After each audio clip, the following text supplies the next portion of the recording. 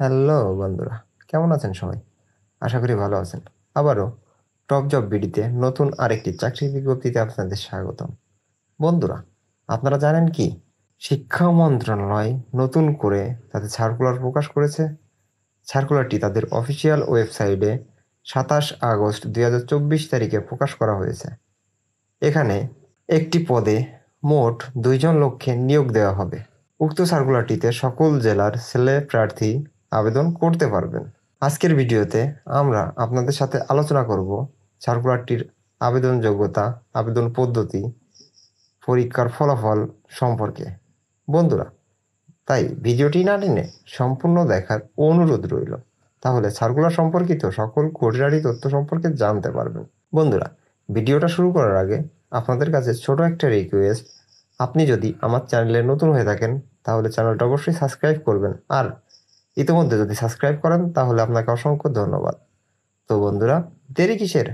চলুন শিক্ষা মন্ত্রণালয় সার্কুলারটি নিয়ে বিস্তারিতভাবে আলোচনা করা যাক। কবে থেকে আবেদন পদ্ধতি শুরু হচ্ছে, কবে শেষ হচ্ছে ইত্যাদি বিষয় নিয়ে বিস্তারিতভাবে আলোচনা করা যাক। তো বন্ধুরা, আপনারা দেখতেই পারছেন, গণপ্রজাতান্ত্রিক বাংলাদেশ সরকার শিক্ষা মন্ত্রণালয় মাধ্যমিক ও উচ্চ বিভাগ শিক্ষা বিভাগ, বাংলাদেশ শিক্ষা তথ্য ও পরিসংখ্যান ব্যুরো সার্কুলারটি প্রকাশ করা হয়েছে 17 আগস্ট 2024 তারিখে। নিয়োগ বিজ্ঞপ্তি: শিক্ষা মন্ত্রণালয়াধীন বাংলাদেশ শিক্ষা ও তথ্য পরিসংখ্যান ব্যুরো এর আওতায় 160টি উপজেলায় ICT training and resource centre for education প্রকল্পে শুধুমাত্র প্রকল্প বাস্তবায়ন মেয়াদের জন্য নিম্নবর্ণিত পদে অস্থায়ীভাবে পূরণের নিমিত্তে বাংলাদেশের নাগরিকদের নিকট থেকে দরখাস্তের আহ্বান করা যাচ্ছে। বন্ধুরা, এই সার্কুলারটিতে পদের সংখ্যা থাকবে একটি, পদসংখ্যা থাকবে 2 জন। তো তাদের উল্লেখ করা পদের নাম ও বেতন স্কেল। 1 নম্বরে যে পদটি থাকবে সেটি হলো গাড়ি চালক। বেতন স্কেল হবে 2015 অনুযায়ী। গ্রেড থাকবে 16। পদসংখ্যা থাকবে 2 জন। বয়স সীমা: সার্কুলারটিতে আবেদন করতে প্রার্থীর বয়স সীমা কমপক্ষে 18 থেকে 30 বছর বয়সের মধ্যে হতে হবে। অভিজ্ঞতা সম্পন্ন প্রার্থীদের ক্ষেত্রে বয়স সীমা শিথিলযোগ্য হবে।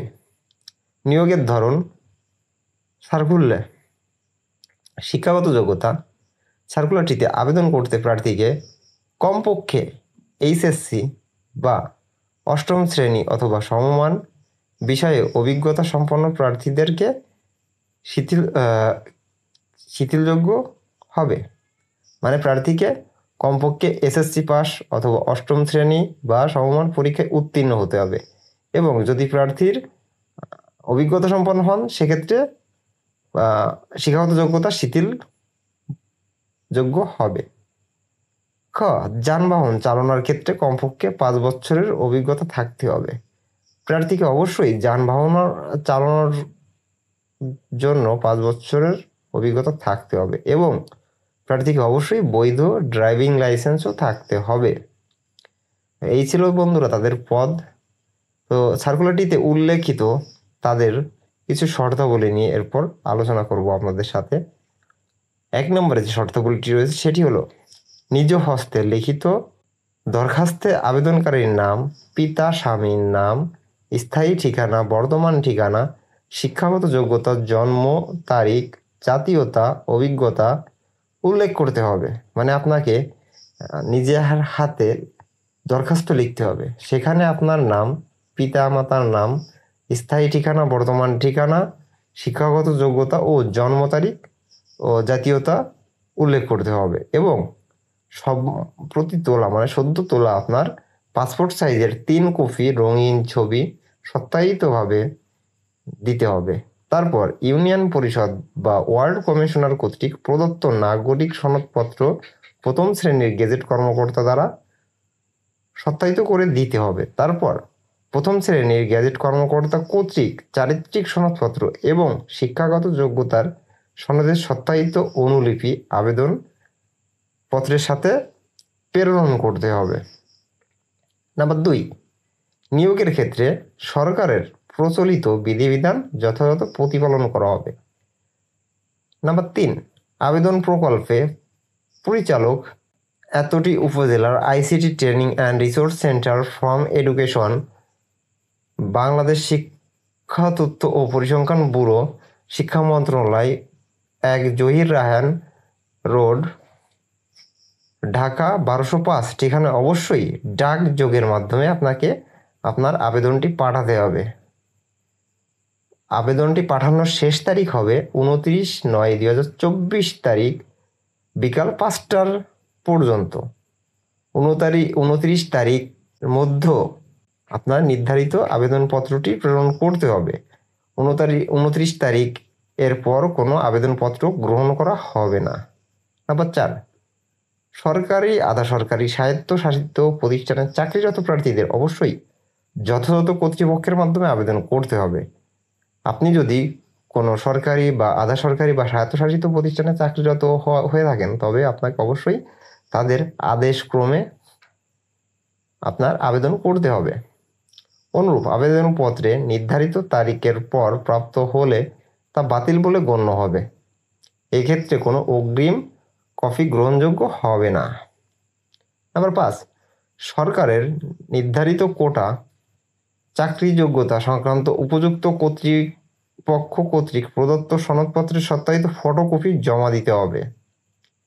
নাম্বার 6, প্রার্থীকে আবেদনপত্রের খামের উপর পদের নাম উল্লেখ করতে হবে। আপনি খামের উপরে যে সার্কুলারটি পাঠাবেন তার খামের উপরে আপনার পদের নাম স্পষ্টভাবে উল্লেখ করতে হবে। আবেদনকারীকে নির্ধারিত পরীক্ষায় অংশগ্রহণের জন্য যে ঠিকানায় পরীক্ষার্থীর প্রবেশপত্র পেতে চান, প্রার্থীকে সেই ঠিকানায় সম্বলিত 10 টাকা মূল্যমানের ডাক টিকিট যুক্ত এবং একটি ফেরত খাম আবেদনপত্রের সাথে সংযুক্ত করতে হবে। আপনি যার মাধ্যমে আবেদন করবেন তার সাথে একটি বাড়তি খাম, যেটার মাধ্যমে আপনার কাছে তারা আপনার প্রবেশপত্র পাঠাবে এবং সেটি অবশ্যই ডাকটিকিট যুক্ত হতে হবে।